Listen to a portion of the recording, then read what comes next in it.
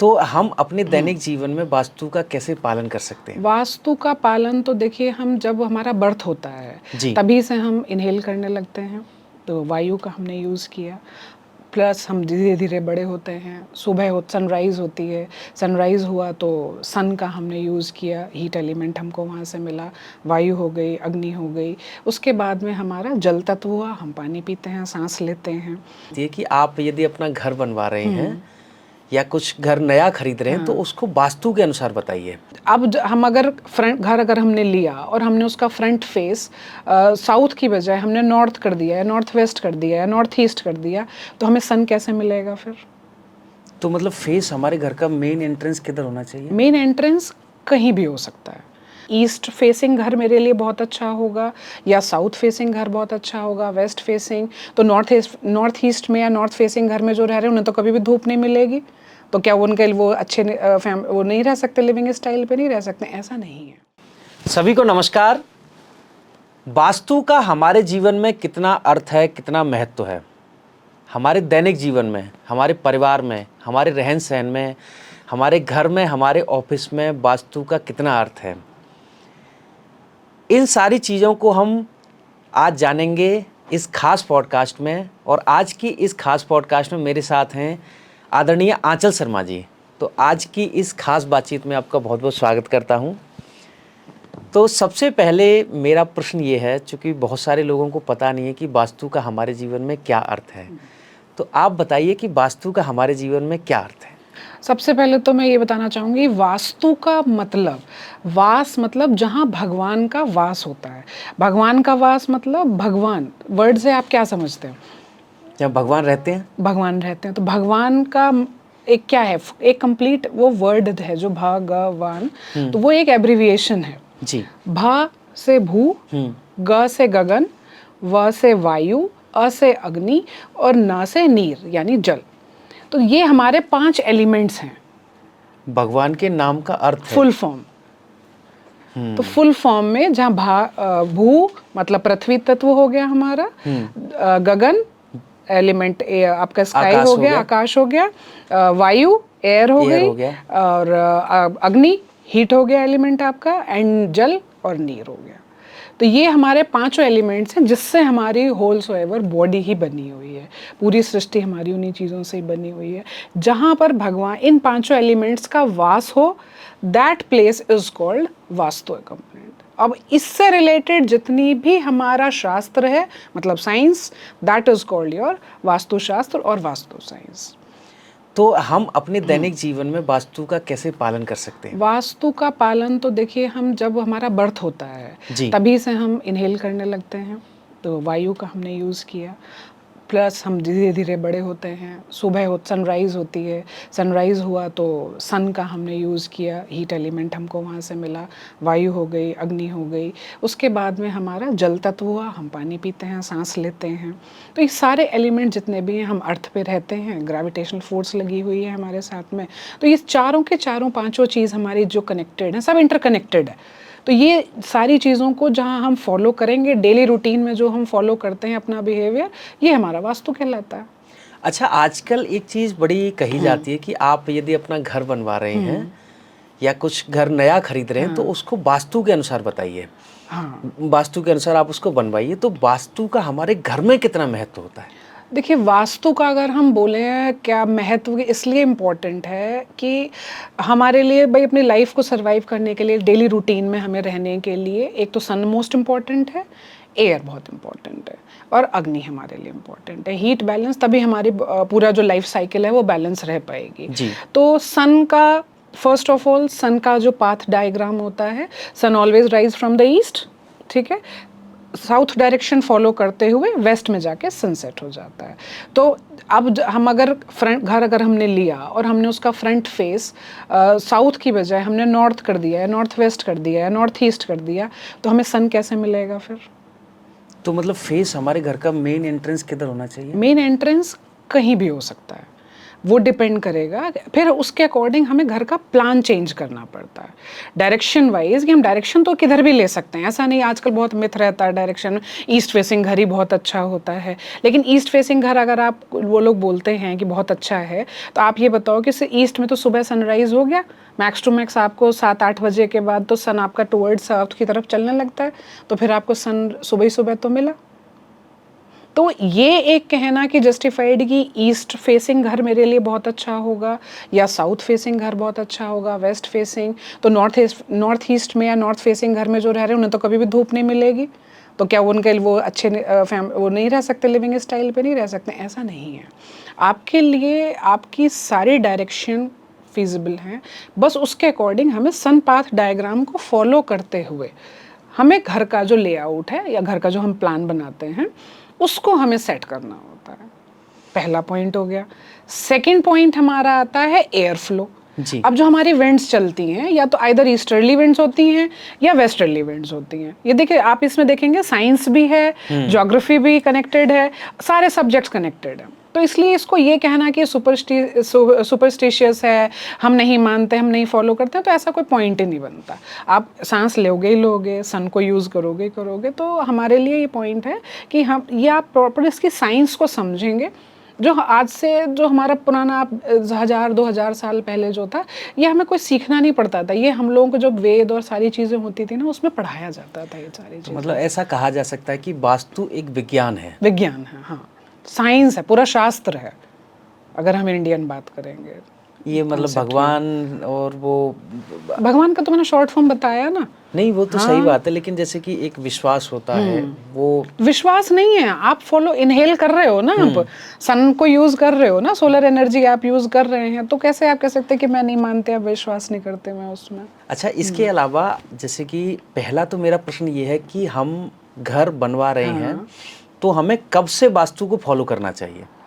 पहला पॉइंट तो ये बहुत इंपॉर्टेंट क्वेश्चन है, क्योंकि सब लोग, मेजॉरिटी लोग यही सोचते हैं कि हम परचेज कर लेते हैं, कंस्ट्रक्शन करवा लेते हैं, जब हम घर शिफ्ट करेंगे, जब हम फर्नीचर लेआउट और ये सब चीज़ें करेंगे, तब हम वास्तु फॉलो करेंगे। लेकिन वो लास्ट स्टेज होती है। मेरा हमेशा सजेशन सबसे रहता है, और सारे जितने भी हमारे व्यूअर्स हैं सबको मैं यही चीज़ कहना चाहूँगी कि जब भी आप घर खरीदने जा रहे हो, मन बना रहे हो, आइदर फ्लैट लीजिए, चाहे आप इंडिपेंडेंट रो हाउसेस लीजिए, या कोई भी एग्रीकल्चर लैंड लीजिए, तो हर एक के लिए अलग अलग वास्तु कंडीशंस लगती हैं। और आप अगर उस टाइम कंसल्ट करेंगे तो मैं आपको सबसे अच्छे रिजल्ट्स वाले घर ही आपको सजेस्ट कर पाऊँगी। फिर उसके बाद तो फिर देखिए रेमेडीज़ होती हैं, तो रेमेडीज़ तो prevention better than cure and all सारी चीज़ें, फिर वो रेमेडीज़ चलती हैं।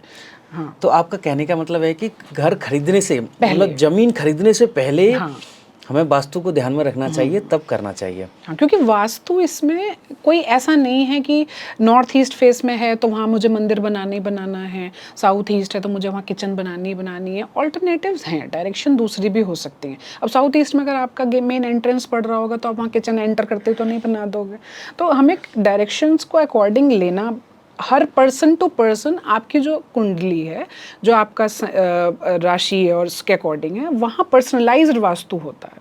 अब वो फ्रूटफुल है, इस पे भी डिपेंड करता है कि आप बिजनेस पर्सन हैं, आपकी फैमिली बिजनेस ओरिएंटेड है या सर्विस ओरिएंटेड है। तो किनको, अगर आप देखें बिजनेस पर्सन के लिए साउथ वेस्ट फेसिंग घर सबसे अच्छा होता है, एनर्जेटिक होता है, फुल टाइम एनर्जी रहेगी। भाई बिजनेस को आप 24/7 चलता है, तो हमें फुल टाइम एनर्जी चाहिए। कौन सी फेसिंग बताई थी आपने? South west facing. South west. South west facing अगर घर लेगा और कोई अगर वहाँ बिजनेस करता है, वो फैमिली, उसको कोई रोक ही नहीं सकता ग्रो करने के लिए।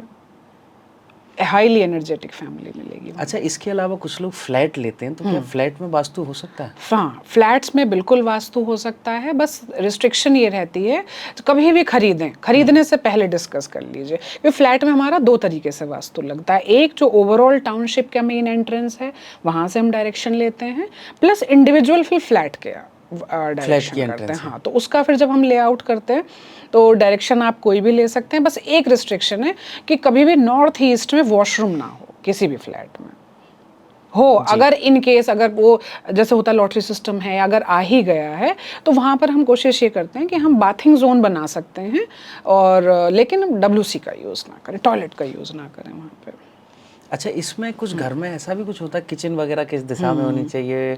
और अब जैसे अगर हम एक सर्विसमैन की बात करें तो उसके घर का कैसा होना चाहिए स्ट्रक्चर? सर्विसमैन की अगर हम बात करें तो देखिए उनका बहुत कल्चर टाइम है कि सुबह जाएंगे मॉर्निंग और देन उसके बाद इवनिंग रिटर्निंग होगी। तो उनके लिए क्या है कि एनर्जी अगर थोड़ी सी डाउन भी हो जाएगी शाम के टाइम तो कोई ज़्यादा फ़र्क नहीं पड़ेगा।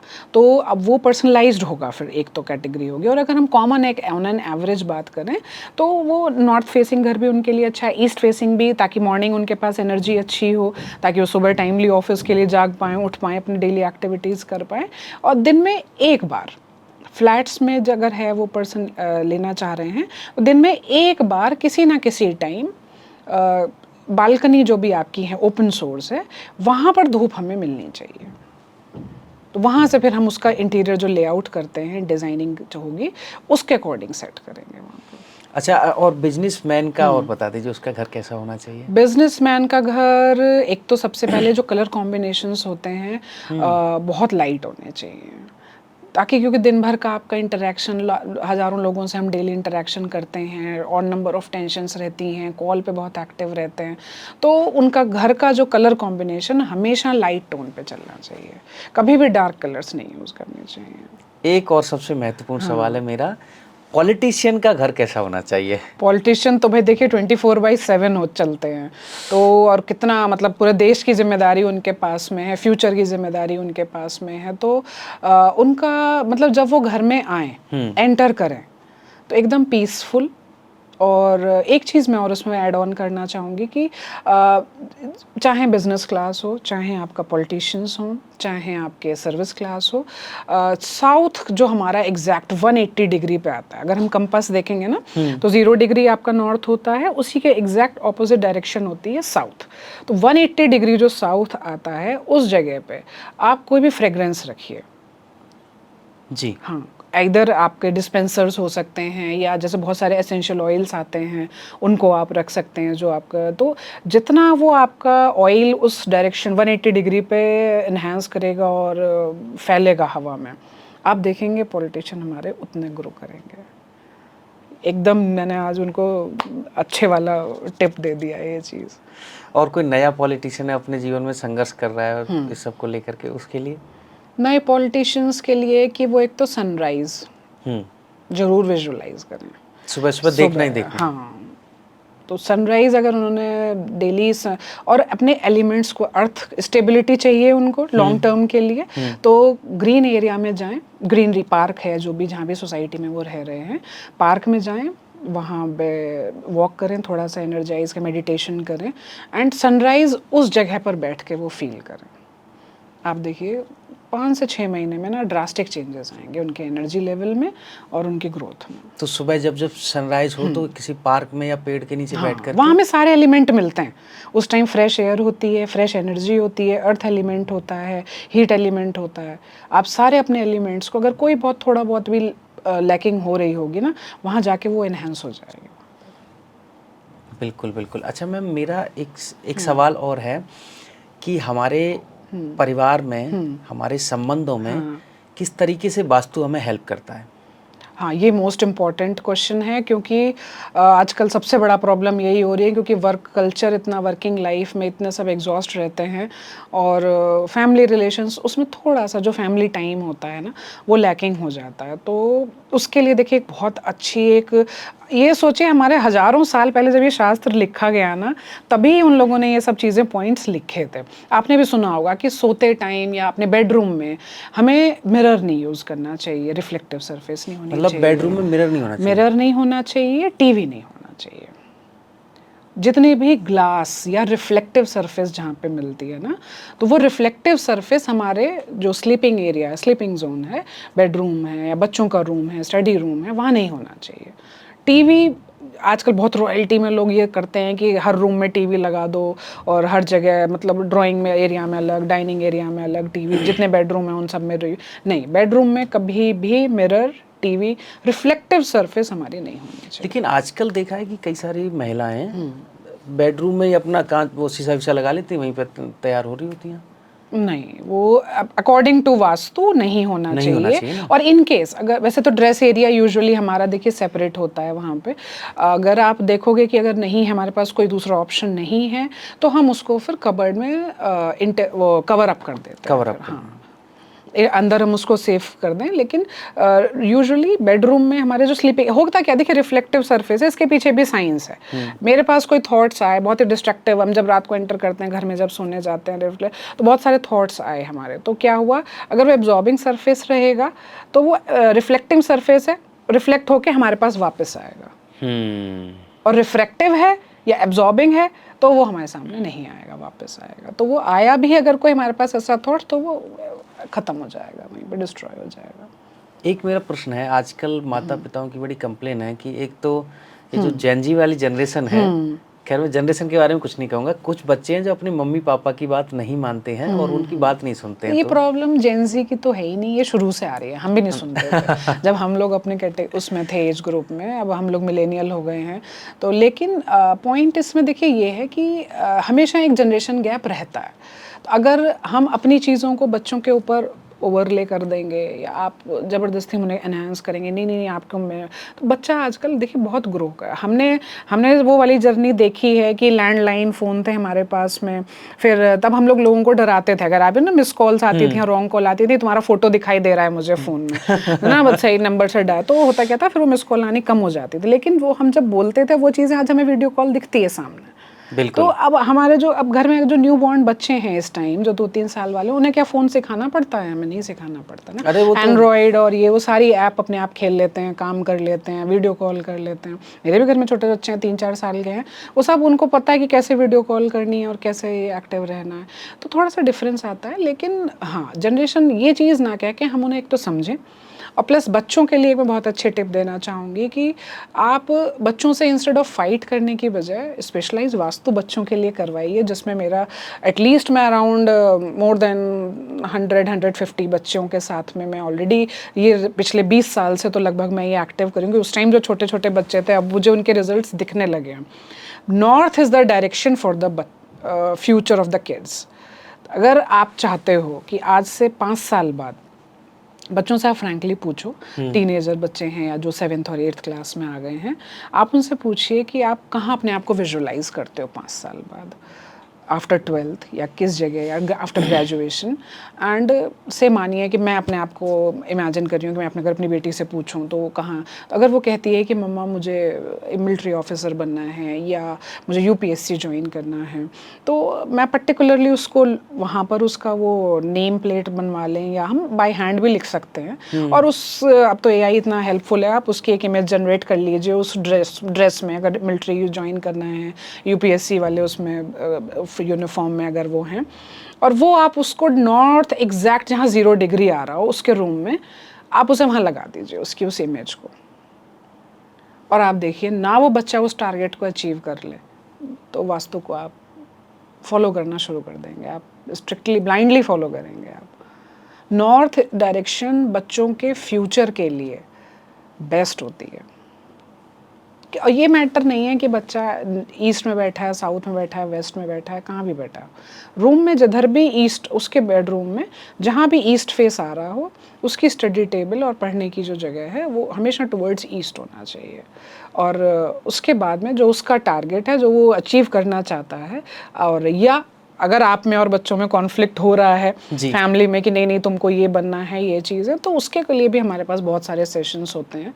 अच्छा मैम, ये बताइए, कोई भी आपसे कंसल्ट मतलब ये चीज़ जानना चाहता है, सलाह लेना चाहता है अपने घर को लेकर के, अपने बच्चों को लेकर के, तो क्या एक तरीका है, अब हमारे व्यूअर्स देख रहे हैं तो वो कैसे आपसे जुड़ सकता है, कैसे वो सारी चीज़ें पूछ सकता है?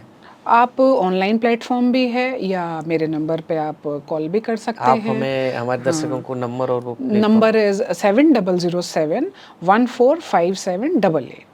और आपके प्लेटफॉर्म का क्या नाम है? प्लेटफॉर्म मेरा है डिज़ाइनर आंचल के नाम से, मैं आपको लिंक्डइन पे भी मिल जाऊंगी, इंस्टा पर भी हूँ, एंड फेसबुक तो एज़ यूजुअल सबके पास में है ही।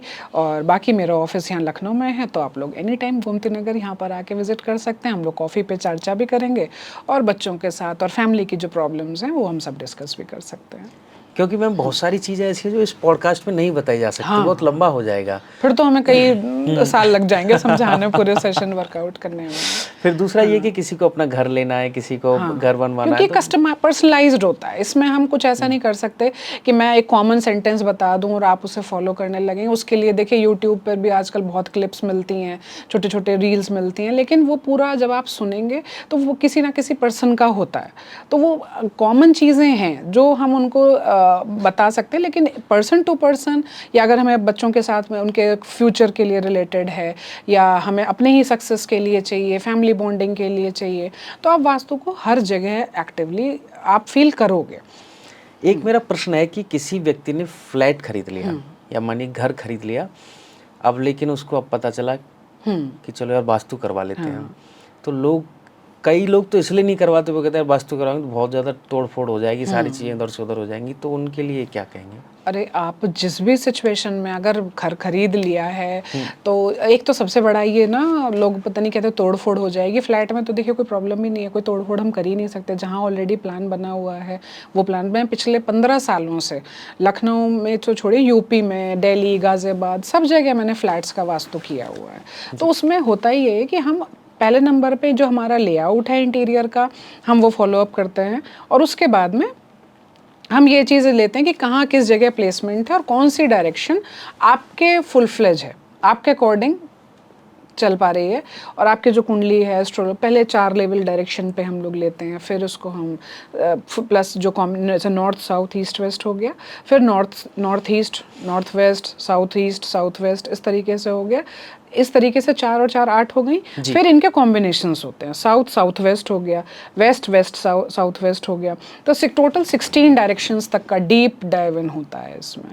तो अगर 16 डायरेक्शन, तो पहले यूजुअली हमें 16 डायरेक्शन तक नहीं जाना होता, 8 तक हमारा सॉल्व हो जाता है। लेकिन हाँ, बहुत ही अगर क्रूशल सिचुएशन है या जो चीज़ है, तो वो 16 डायरेक्शन तक हम उसको वर्कआउट करते हैं। तो माइन्यूटली जब हम 16 डायरेक्शन तक वर्कआउट करेंगे तो कोई भी प्रॉब्लम उसमें बचती ही नहीं है।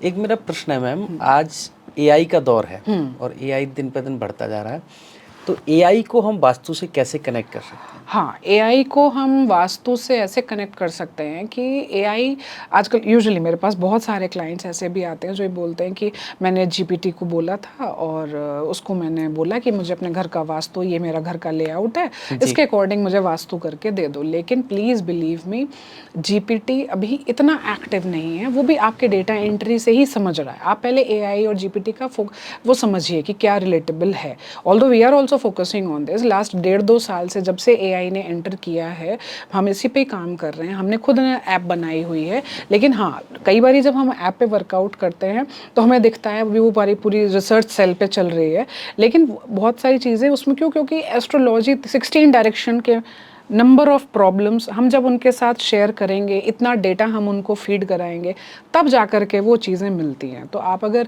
एआई के मोड पे चलना चाहते हैं तो मोस्ट वेलकम, हम एआई के थ्रू भी इंटीरियर भी करते हैं, वास्तु भी करते हैं, टिल 16 डायरेक्शन तक लेके जाते हैं। तो उसी में आप एआई के साथ भी हमारे साथ में कनेक्ट कर सकते हैं। तो मेरे पास प्रॉपर्ली क्वालिफाइड गोल्ड मेडलिस्ट हैं, पीएचडी स्कॉलर्स हैं, इंजीनियर्स हैं जो इस पे वर्कआउट कर रहे हैं, और उनको वास्तु पे पूरी वो डिटेल ऐप के थ्रू हम लोग कुंडली बनाते हैं, आपका कुंडली के अकॉर्डिंग उस पर मैच करते हैं। फिर वो हम लोग एआई के साथ में डिस्कस करते हैं, जिस पे हम पूरी मशीन लर्निंग लगा रहे हैं। एआई हम अकेले नहीं बोल सकते, मशीन लर्निंग प्रॉपर एक सेगमेंट है, तो जो हम लेके चल रहे हैं, और होपफुली जल्दी ही आप लोग को वो चीज़ रिलेटेबल हो पाएगी। तो अच्छा मैम, एक थोड़ा सा प्रश्न, मुझे नहीं लगता कनेक्ट हो पाएगा या नहीं, लेकिन मुझे लगता है आज की ज़रूरत है, पूछ लेना चाहिए। बहुत सारे विद्यार्थी हैं जो सरकारी नौकरी की तैयारी करते हैं, गवर्नमेंट जॉब्स की, आईएएस, पीसीएस, एनडीए, सीडीएस, 50 तरीके की नौकरी। तो जो विद्यार्थी जो आईएएस या किसी एग्ज़ाम की तैयारी कर रहा है और 1-2 बार विफल हो गया है, तो उसके जीवन में वास्तु क्या हेल्प कर सकता है? देखिए, ये हम स्टूडेंट लाइफ ही समझेंगे अगर इसको हम बात करेंगे, तो स्टूडेंट्स के लिए या जिनको जॉब की रिक्वायरमेंट है, तो सबसे पहले तो देखिए आप अपना डेली रूटीन, यूजुअली मैंने बच्चों को देखा है कि वो रात में बहुत लेट नाइट पढ़ते हैं, और जब हमारा सुबह उठने का टाइम होता है ना, उस टाइम वो सोते हैं।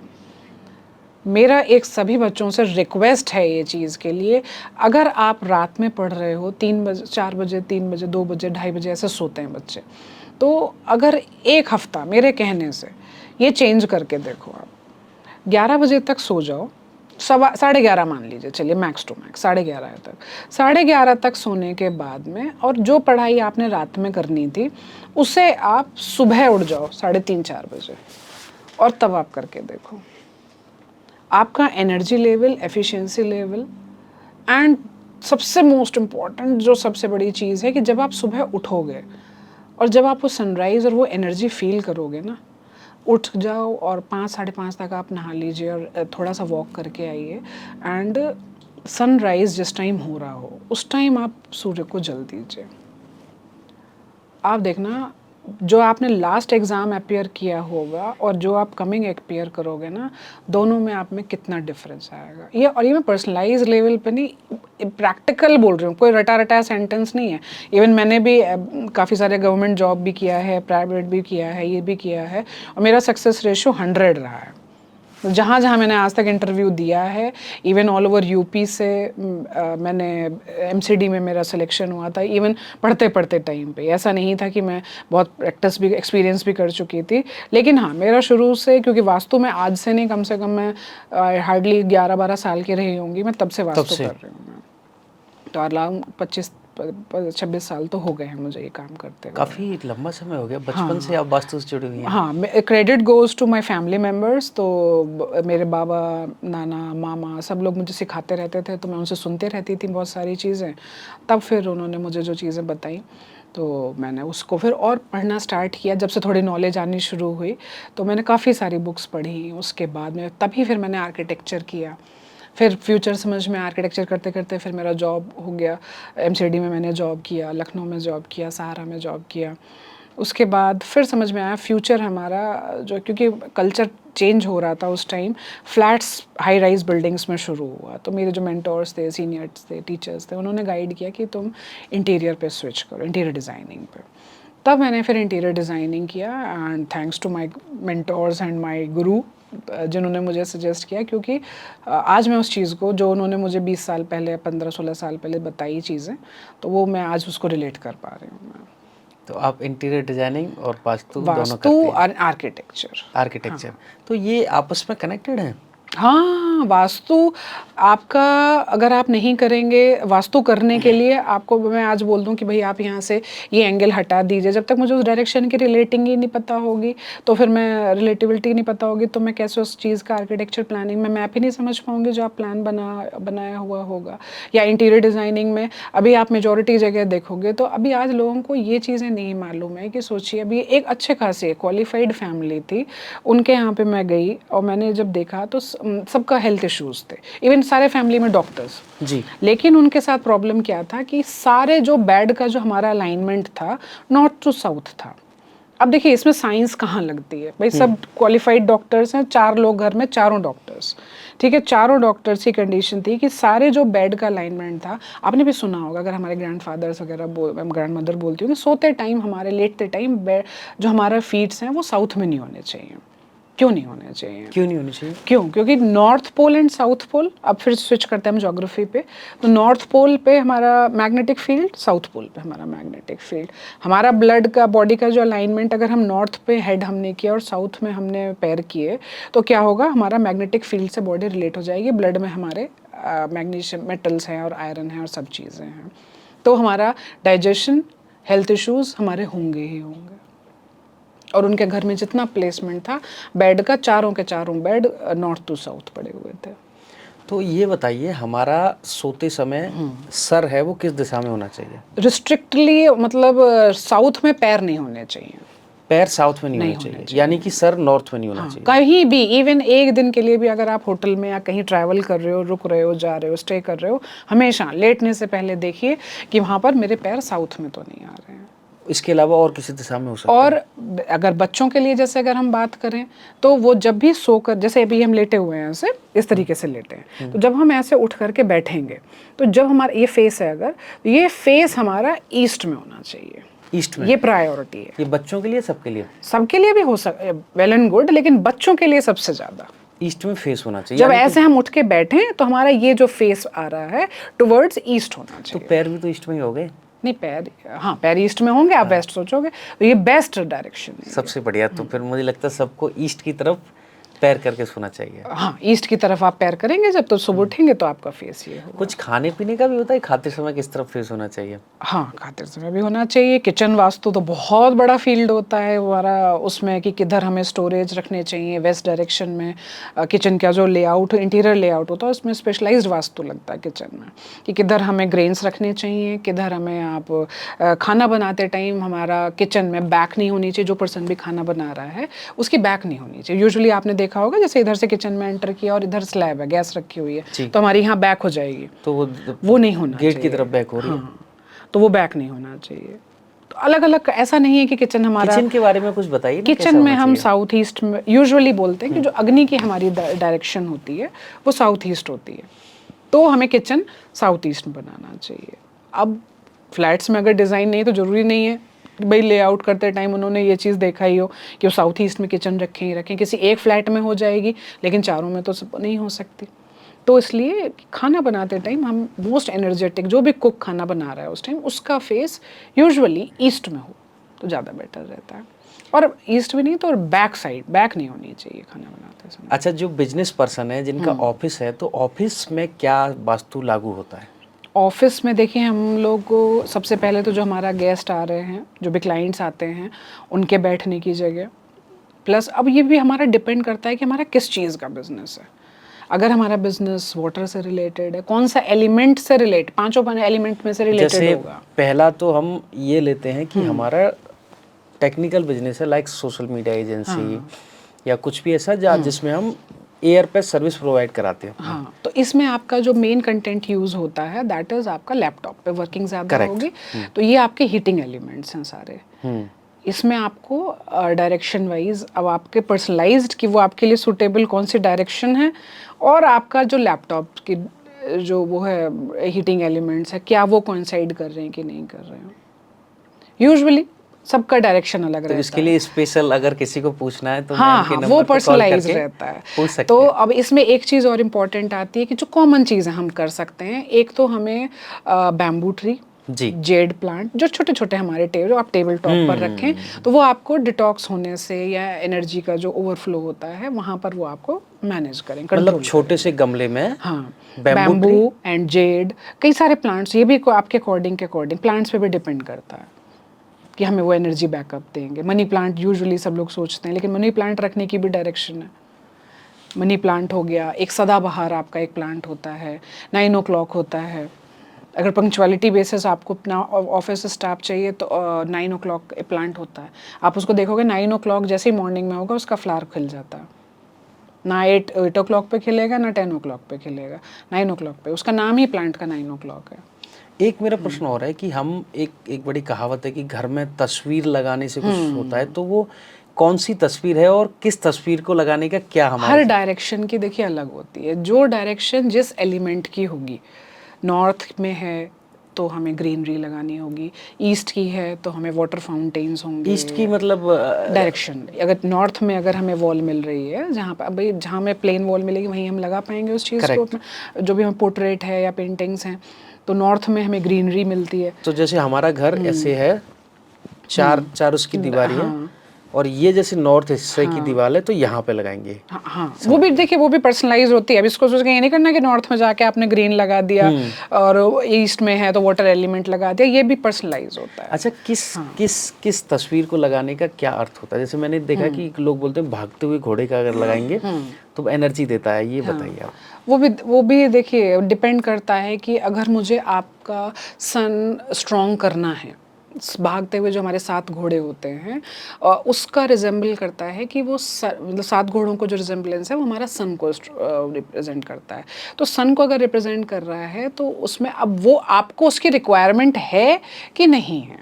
ऐसे ही नहीं कि बस मुझे जहाँ 7 घोड़े दिखाई दिए मैं उठा के लेके चले आए। उसमें भी ये रहता है कि 7 घोड़े किस डायरेक्शन में जा रहे हैं, हाई जंप कर रहे हैं या सिंपल ट्रैक पे चल रहे हैं, बहुत सारी आपको मिलेंगी इसमें।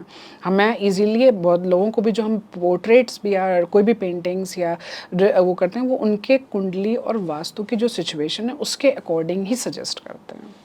बहुत से लोग आजकल वो देखते होगे आप, वो ट्री कल्प वृक्ष मिलता है, जी। तो कल्प वृक्ष लगा लेते हैं, उसमें कॉइन्स और ये सब टंगे रहते हैं, तो वो भी डिपेंड करता है। ऐसा नहीं कि जो भी मार्केट में अवेलेबल है आप सारा घर उठा लाइए, अपने घर मार्केट ले आइए और पूरे घर में सेट कर दी। जब भी एक पर्सन है उनके यहाँ पे मैं गई, ड्राइंग एरिया था, और जब मैं गई, जैसे ही मैंने एंटर किया तो साउथ जो उनका कॉर्नर था वहाँ बालकनी थी, उस कॉर्नर में उन्होंने रेड बल्ब लगाया हुआ था। जी।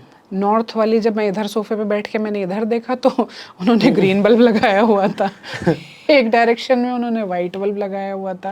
मैंने कहा सारा वास्तु आपने ड्राइंग रूम में ही लगा दिया। तो ऐसा काम प्लीज़ नहीं करना है। आपको उस एलिमेंट को स्ट्रॉन्ग करने की रिक्वायरमेंट है भी कि नहीं।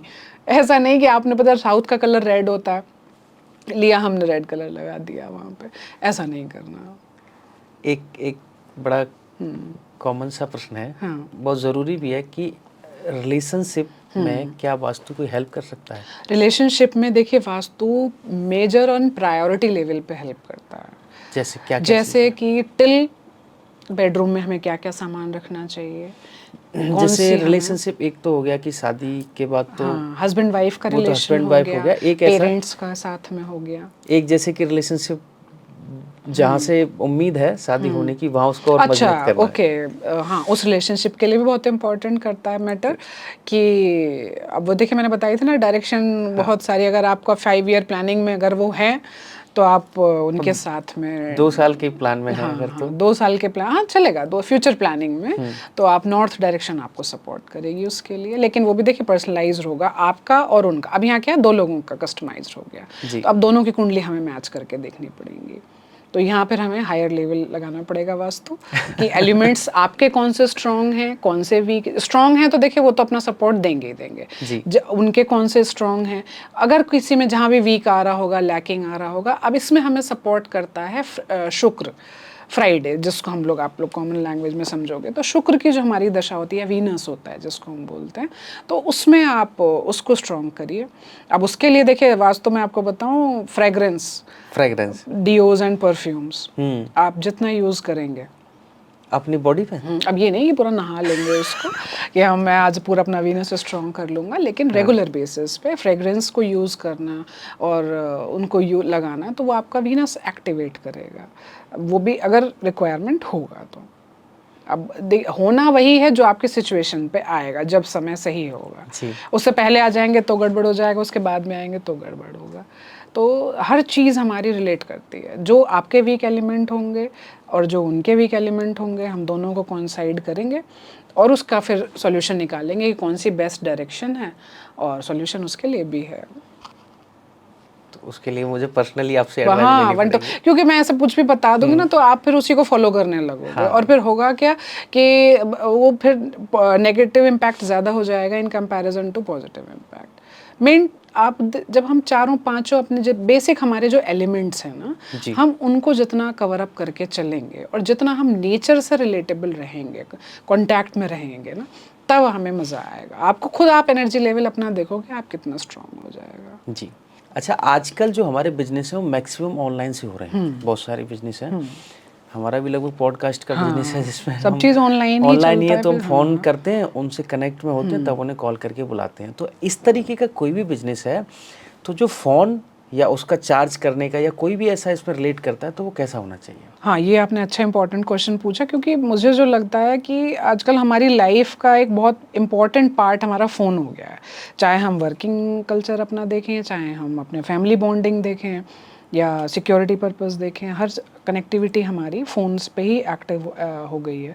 तो फ़ोन के लिए भी देखिए एक डायरेक्शन होती है। रात, एक तो दिन भर हमें चार्ज नहीं करना, एक ये हमें बड़ी हमारी प्रॉब्लम होती है कि अगर हम इलेक्ट्रॉनिक, अगर इंजीनियर्स अगर रिलेट कर पाएँ इस चीज़ को, बताएं कि लेते हैं ना जैसे 5% बचा 80% चार्ज कर लेते हैं, नहीं, एक बार ही आपने चार्ज कर लिया, जब हाँ वो 35 के आसपास पहुँचे तब आप उसको चार्ज कीजिए। एंड कोशिश ये करिए कि जब रात में हम सोएं जी, तब हम फ़ोन को चार्जिंग में लगाएं। एक तो वो बेड्स हमारे बेडरूम से बाहर होना चाहिए, अगर पॉसिबिलिटी है बाहर हम लगा सकते हैं तो बेडरूम अपने सोते टाइम हमें अपने आसपास फ़ोन नहीं, कोई भी इलेक्ट्रॉनिक गैजेट रखना ही नहीं चाहिए। प्लस क्योंकि हमारी जो स्लीपिंग टाइम है वो डिस्टर्बेंस होगा, ठीक है। हाँ, अगर आपका वर्क कल्चर ऐसा है या कुछ ऐसा है, भाई पेरेंट्स बाहर हैं या बच्चे बाहर हैं, तो हमारी वही रिस्पॉन्सिबिलिटी है, फिर हमें रखना पड़ेगा। लेकिन फिर भी कोशिश करिए कि हमारे स्लीपिंग जोन से वो थोड़ा सा 3-4 फीट दूर हो। एंड जो डायरेक्शन हमारी आती है that is south east. South east में अगर आपका बिजनेस या काम जो भी कहें फ़ोन पे डिपेंड करता है, तो आप साउथ ईस्ट में चार्जिंग लगाएं, फ़ोन की करिए। देखिए आपके पास में कॉल्स कितनी कन्वर्ट होंगी एंड डील आपके लिए पॉजिटिव कॉल्स आएंगी आपके पास साउथ ईस्ट में। हाँ, south east is the direction for the phone charging and to attract the business clients. इसके अलावा कुछ ऐसे लोग हैं जो रिटायर हो चुके हैं, मैक्सिमम टाइम उनका अपने घर पर गुजरता है, तो उनके लिए वास्तु का क्या कुछ महत्व हो सकता है, क्या कुछ पालन करें वो? हाँ, उनके लिए भी देखिए वास्तु ज़ोन अगर हम कहें तो पहले तो ये कि ठीक है जो भी उनका पास्ट रहा, जैसे भी उनका वर्क कल्चर था ये, लेकिन अब वो मेजॉरिटी टाइम अपना घर में स्पेंड करते हैं। जी। तो घर में स्पेंड करने के लिए एक तो जब वो आइदर रीडिंग टाइम हो या लिविंग टाइम, उनका लिविंग एरिया में रहना ज़्यादा स्पेंड, मतलब मेजॉरिटी टाइम उनका घर में है, तो एक तो वो घर को यूजुअली मैंने भी देखा है, मैं घर में भी जितने भी फादर्स हैं या ग्रैंड पेरेंट्स हैं, उनकी हर चीज़ 1 हैंड डिस्टेंस पे होनी चाहिए। अब 1 हैंड डिस्टेंस में एक थोड़ा सा एज का ड्रॉबैक भी आ जाता है, तो जो हमारे पास मेडिसिन का भी थोड़ा सा एक बॉक्स बन जाता है। तो आजकल लाइफस्टाइल हमारा या जो भी एज इश्यूज़ भी होंगे, तो कभी भी मेडिसिन्स हमें अपने, जैसे मान के चलिए बेड साइड स्टूल अगर है हमारा, तो उस पर नहीं रखनी चाहिए। Bed side. हाँ, bed side stool and dining table. मैं आज तक जितने भी साइट्स पे या घरों में मैंने विज़िट किया है, मेजॉरिटी एक बड़ा सा बॉक्स या पाउच होता है, और वो या तो बेड साइड स्टूल पे होता है और या वो डाइनिंग टेबल पे होता है, जो कि दोनों ही जगह रिस्ट्रिक्टेड है मेडिसिन के लिए। मेडिसिन रखने के लिए जो डायरेक्शन है दैट इज़ नॉर्थ ईस्ट। घर में जितने भी घर में मेडिसिन है, वो पूरा का पूरा वो बॉक्स, आप फर्स्ट एड बॉक्स है या आपका मेडिसिन बॉक्स है, उसको नॉर्थ ईस्ट में रखिए। एंड आप उसको, नॉर्थ ईस्ट नहीं मिल रहा नॉर्थ में रख लीजिए, लेकिन डाइनिंग टेबल पे तो कभी भी नहीं। एंड क्योंकि वो धीरे धीरे आपके वो डाइट में ऐड ऑन होती चली जाएंगी। आज 4 थी, कल को 6 होंगी, अगले महीने 10 होंगी, 15-20 दिन बाद, 2 महीने 3 महीने बाद वो 40 हो जाएंगी। वो हमें वो नहीं करना है। अच्छा, घर में मंदिर किस दिशा में होना चाहिए? हाँ, ये भी मोस्ट इम्पॉर्टेंट क्वेश्चन है, क्योंकि आजकल जिसको देखिए सब बोलते हैं बस नॉर्थ ईस्ट, चाहे वो जगह रिलेटेबल हो चाहे ना हो, नॉर्थ ईस्ट में मंदिर बनाना होता है। Never ever think like this. North east तब बोला जाता है जब हम नॉर्थ टू, वो डायरेक्शन भगवान जी के लिए बोली जाती है कि वो मेडिटेशन के लिए वो डायरेक्शन जो है कामिंग डायरेक्शन होती है, वो कूल डायरेक्शन होती है। लेकिन ये मैंडेटरी नहीं है। मेरी एंट्रेंस ही अगर नॉर्थ ईस्ट में पड़ रही है, मैं क्या भगवान जी को दरवाजे पे रख दूँगी? नहीं पॉसिबल है। या ड्रॉइंग रिस्ट्रिक्टेड एरिया में बताती हूँ कि आपको किचन में, बेडरूम में और स्टोर में, यहाँ पर भगवान जी नहीं रखने हैं। या मंदिर, यूजुअली आप देखेंगे कि स्टेयर्स जब जा रही होती हैं घर में, तो उसी के नीचे लोग मंदिर बना लेते हैं। वो नहीं होना चाहिए। वो नहीं होना चाहिए। हम नीचे भगवान जी बैठे हैं और ऊपर आप स्टेयर्स पे चढ़ के जा रहे हो, तो पैर पड़ा है ना भगवान जी का वहाँ पे। तो डेडिकेटेडली आप ये काम तो नहीं करना। ये हमारे एक गुरुजी थे, वो हमसे हमेशा कहते थे कि मंदिर की जो छत है उस पर जाना भी नहीं चाहिए। हाँ, बट वो मंदिर की छत इसीलिए देखिए वो कोनिकल शेप बना होता है, वो हाईली एनर्जेटिक एरिया होता है। आप भगवान जी से कुछ भी डिस्कशन कर रहे हैं, बात कर रहे हैं, भगवान जी की एनर्जी और हमारी एनर्जी तो आप सोच भी नहीं सकते, कंपेयर भी नहीं कर सकते। तो कोशिश ये करनी चाहिए कि हमारा पैर उस जगह पे ना पड़े।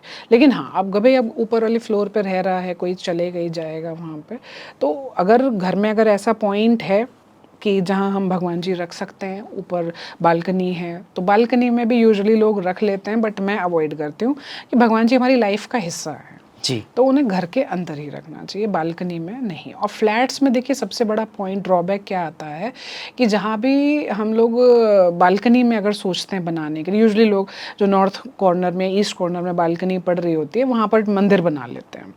तो यूजुअली हमारे जितने भी सॉइल वेस्ट पाइप होते हैं वो सब बालकनी से होकर के जा रहे होते हैं, आइदर एक साइड में किचन के साइड में होगा या वॉशरूम के साइड में होगा।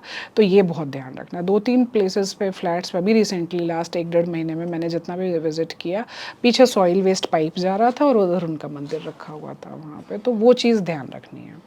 आप ड्राइंग रूम में बना लीजिए, अच्छा सा मंदिर बनाइए, उसको कवर्ड कर दीजिए। डाइनिंग एरिया जो होता है बेस्ट ऑप्शन है, आपको भोग भी लगाना होता है भगवान जी का, आप वहाँ पे बनाइए। मेडिटेशन रूम अगर नॉर्थ ईस्ट आपको अलाउ कर रहा है, ठीक है, आप वहाँ पर बना लीजिए, लेकिन ऐसा कोई हार्ड एंड फास्ट नहीं है कि मुझे नॉर्थ ईस्ट में ही अपना मंदिर रखना है। दिन में जिस भी टाइम, अगर आप पूजा का टाइम आपका, जैसे मेरा टाइम सुबह 6:30-7 बजे का है पूजा करने का, तो उस टाइम मुझे सनराइज़ वहाँ सनलाइट मिलनी चाहिए वहाँ पे जी। अगर आपका टाइम 10 बजे का है तो आपको उस टाइम नियर बाई अगर जो भी प्लेस मिल रही हो आप वहाँ पर मंदिर बना सकते हैं। कोई ऐसा, हर डायरेक्शन के अपने भगवान हैं। गणेश जी की अलग डायरेक्शन है, लक्ष्मी जी की अलग डायरेक्शन है, कृष्ण जी की अलग डायरेक्शन है। अच्छा, अलग। अभी मेरा प्रश्न है कि वास्तु और एस्ट्रोलॉजी में क्या अंतर है? वास्तु एंड देखिए दोनों ही साइंस हैं हमारे, शास्त्र जो पुराने हैं हमारे। तो एस्ट्रोलॉजी आपका, अभी एक जो टेक्निकल वर्ड जो इसके लिए हम कहते हैं कि होता है एस्ट्रोवास्तु। एस्ट्रोलॉजी आपका, आपकी जो कुंडली है, जब आप बॉर्न होते हो, इस धरती पे आते हो, तो वो उस टाइम की जो सिचुएशन होती है, जो आपके ग्रह दशा हो रही होती है, अच्छा उस टाइम जो कंडीशंस होती है, किस टाइम, उस टाइम कौन सा ग्रह किस जगह अलाइन है, वो एक आपकी कुंडली बनती है जिसमें यहाँ पे 12 घर होते हैं और सब आपका रिलेटेबल होता है। उस कुंडली से फिर हम आपका पर्सनलाइज देखते हैं कि आज की सिचुएशन में आप जब घर खरीद रहे हो, प्रॉपर्टी ले रहे हो, तो वो आपका जब आएगा वहाँ पे कि वो अलाइन हो रहा है, वो डायरेक्शन आपकी सपोर्टिव है कि नहीं है। से आपकी बर्थ डेट ऑफ बर्थ 6 तारीख है, तो 6 तारीख से वो रिलेट कर रहा है कि नहीं कर रहा है 6 नंबर से। तो जो उस टाइम का स्वामी आपका लीडिंग प्लैनेट होगा, वो आपको सपोर्ट कितना कर रहा है। और ये डायरेक्शन में जो आप फ्लैट खरीद रहे हो या लैंड ले रहे हो, परचेज कर रहे हो, प्रॉपर्टी कोई भी, तो वो आपको रिलेट कर रहे हैं। दोनों अगर लीनियर हैं, एक ही लाइन कंसाइड कर रहे हैं, then it's very good, profitable होगी। जैसे सब बोलते हैं कि घर मुझे बहुत फल रहा है, ये वाली प्रॉपर्टी मुझे नहीं फल रही, जब से हम इस घर में आए बहुत लॉस हो रहा है, तो वो उस टाइम वो चीज़ दोनों अलाइन नहीं थे, तो उसके लिए फिर हमें रेमेडीज़ करनी पड़ती है। तो इसीलिए मैंने बोला कि जब आप प्रॉपर्टी परचेज करो तब आप हमसे डिस्कस करो, फिर हम आपको प्लानिंग एंड उस चीज़ में सब हेल्प करेंगे। फिर एक आर्किटेक्ट का काम शुरू होता है, फिर इंटीरियर डिज़ाइनिंग का काम शुरू होता है, और स्टेप वाइज स्टेप वास्तु हमारे होते हैं टिल परचेज, फिर कंस्ट्रक्शन के बाद में अब जैसे देखते हैं कि एक अभी रिसेंटली एक जगह मेरे लिए आया कनेक्शन, उनका लेआउट हो चुका था, बीम कॉलम सब बन चुके थे। अब उन्होंने मुझसे उस टाइम कंसल्ट किया, जबकि बहुत सारी गड़बड़ थी उसमें, लेकिन प्रॉब्लम जैसे कि अब फिर उसमें मैंने क्या माइन्यूट चेंजेस किए कि भाई उस टाइम मैंने फिर फ्लोर लेवल चेंज किया, क्योंकि अब कॉलम बीम को तो मैं डिस्टर्ब नहीं कर सकती, मैंने फ्लोर लेवल चेंज करा वहाँ से कि नॉर्थ में हमें डाउन लेवल रखना है, साउथ में थोड़ा सा अपर रखना है, वेस्ट में अपर रखना है, फ्लोर लेवल हमने मैनेज करे, चेंज करे। तो बहुत सारे वेरिएशन हर लेवल पे काम होता है। स्लैब लेवल पे हो गया, फिर फर्नीचर, जब एक बार हमारा स्ट्रक्चर खड़ा हो जाता है, फिर उसके इंटीरियर डिज़ाइनिंग पे कलर कॉम्बिनेशंस हैं, फर्नीचर लेआउट, कैसा फर्नीचर का कलर होना चाहिए, इतना सारी चीज़ें बताओ, पूरा नॉर्मल आदमी डिटेल तो समझ ही नहीं पाएगा ये सारी चीज़ें। अब यही चीज़, अब एआई का हेल्प हम इसी में ले रहे हैं कि आप जब इंटीग्रेटेडली डेडिकेटेडली आप हमारे साथ ऐप के साथ कनेक्ट होगे, तो ऐप में आप प्रॉपर अपना सारे एसेंशियल्स फिल करेंगे, देन वो उन एसेंशियल्स के अकॉर्डिंग हम उसको फिर गाइड कर सपोर्ट करेंगे। तो एआई इंटीग्रेटेड वास्तु आप कह सकते हैं हमारे साथ। एक प्रश्न और है मेरा कि हाउस नंबर का कुछ फर्क पड़ता है? हाँ, हाउस नंबर भी बहुत रिलेटेबल होता है। अब जैसे अगर मेरा हाउस नंबर 46 है, मेरा हाउस नंबर 120 है, 120 हुआ, तो 120 का मतलब अब आपका 120, तो 2 + 1 + 0 तो 3 नंबर हो गया। 3 नंबर। तो 3 नंबर अब आपका सपोर्टिंग नंबर है, तो it will give you the best backup और सक्सेस। तो सपोर्टिंग नंबर हम कैसे डिसाइड करेंगे? ये आपका डेट ऑफ बर्थ से, वो फिर वो न्यूमरोलॉजी में, वो भी एक एस्ट्रोलॉजी का ही पार्ट होता है, वो न्यूमरोलॉजी में आ जाता है। तो supporting number date of birth मतलब जिसका डेट ऑफ बर्थ में है वो डिजिट आएगा तब वो सपोर्टिंग होगा। हाँ, अब वो आपका हाउस, घर का जो स्थान है, जो 12 नंबर होता है ना, जो कुंडली जो हमारी बनती है 12 प्लैनेट्स की जो जगह होती है, तो उसमें जो घर का स्थान है, घर के स्थान आपका रिलेटेबल है, 6 नंबर 3 नंबर सपोर्टिंग है, तो वो आपके लिए सक्सेस वाला होगा। और अगर वो सपोर्टिंग नहीं है तो फिर उसके लिए फिर कोई रेमेडी निकाली तो जाएगी। जैसे मेरा 8 है, 8 जुलाई है, तो क्या वो उसके लिए सपोर्टिंग नंबर कौन सा होगा? 8 जुलाई, देखिए एक तो नंबर बहुत अच्छा है। 8 नंबर इज़ द आपकी जो इनहेरेंट क्वालिटीज़ होगी, अगर एज ए पर्सन मैं देखूं तो इनफाइनाइट होगी आपकी लिमिट।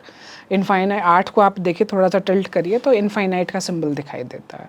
तो मतलब इनफाइनाइट है आपकी एनर्जी लेवल, आपका स्टैंडर्ड्स। आप आज जिस लेवल पे हो, नेक्स्ट टाइम आप अपने खुद के ही बेंचमार्क्स को क्रैक करोगे आप। तो इसमें 8 को सपोर्टिंग नंबर कौन कौन से होंगे? 8 के सपोर्टिंग नंबर्स 6 नंबर भी होता है, 2 नंबर भी होता है, 4 नंबर भी होता है। अब वो कौन सा आपको ना कुंडली पे डिपेंड करता है। अब मैं उसके लिए आपको कुंडली बनाऊंगी, कुंडली बना करके फिर मैं आपको चार्ज चेक करूंगी, तो वो फिर वो रिलेटेबल होगा। तो इसलिए वैसे 8 number is the infinity number, तो इनफाइनाइट नंबर है वो। तो आप अपने एंडलेस एनर्जी है आपके पास में, एंडलेस आप काम कर सकते हो अच्छा ग्रो करने के लिए। अच्छा वास्तु ऐसा भी कुछ पता था कि किस फील्ड में आप ज़्यादा सक्सेस होंगे? हाँ, ये भी फील्ड सक्सेस रेशो हमें बहुत मिलता है इसमें, क्योंकि फिर वही आपके देखिए एस्ट्रो वास्तु जो हमारा होता है ना, तो एस्ट्रो वास्तु जैसे आपने सारी चीज़ें बताई, स्टूडेंट्स का बताया, बिजनेसमैन का बताया, सर्विस क्लास का बताया, रिटायर्ड पर्सन का बताया। अब चूंकि मेरी लाइफ से कनेक्टेड आ गया तो मुझे इंटरेस्ट आ रहा है इसमें, और मैं इसलिए भी पूछ रहा हूँ कि कोई भी आदमी आपसे कंसल्ट कर सकता है, इस बारे में पूछ सकता है। जैसे मेरा 8 नंबर है और मेरे पास 3 ऑप्शन है।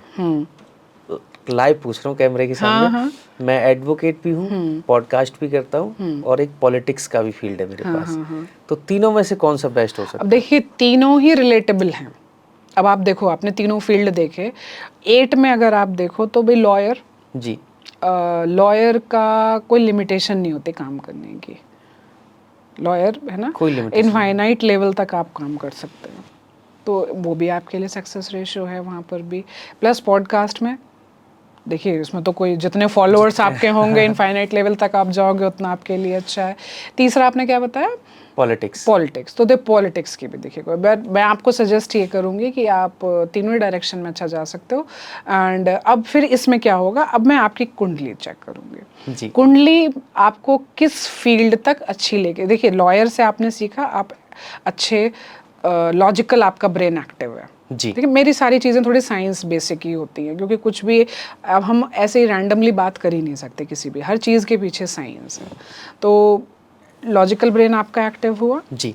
पॉडकास्ट से, आपका सोशल एक्टिविटीज़ और आपके कनेक्शंस अच्छे हुए, प्लस आपने ऑन स्पॉट चीज़ें सीखना और समझना और रिजल्ट आउटपुट ओरिएंटेशन स्टार्ट किया। एंड पॉलिटिक्स में आपको सब ऑलराउंडर होना चाहिए। एक पॉलिटिक्स में जो मुझे लगता है अच्छी चीज़ है, आप आज की तारीख में अगर हम देखें तो पॉलिटिक्स को रिक्वायरमेंट है।